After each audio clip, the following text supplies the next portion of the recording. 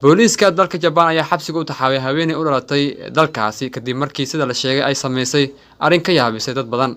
haweeneydan oo ay hooyadeed dhimatay 10 sano ka hor ayaa qaboojiyaha guri ay degneed waxay ku qarisay meydka hooyadeed. arrinkan ayaa markii dambe lagu wargeliyay booliiska dalkaas. haweeneydan oo lagu magacaabo Yumi Yoshino waxay muddadaas oo dhan qaboojiyaha ku qarinaysay meydka hooyadeed. mar wax laga weydiiyay sababta intaas oo dhan ay meydka hooyadeed ugu haysay qaboojiyaha, waxa ay sheegtay in sababta ay tahay inaysan doonayn in hooyadeed ay ka tagto halkii ay ku wada noolaayeen oo ah guri ku yaala caasimadda dalkaasi ee Tokyo. booliiska dalkaas waxa kale oo ay sheegeen in aysan jirin wax nabar ah ama dhaawac ah oo ka muuqday jirka haweeneyda lagu xaseeyay qaboojiyaha. mas'uuliyiinta dalkaas ma aysan sheegin xilliga rasmiga ah ay dhimatay haweeneydaasi iyo waxa sababay dhimashadeeda.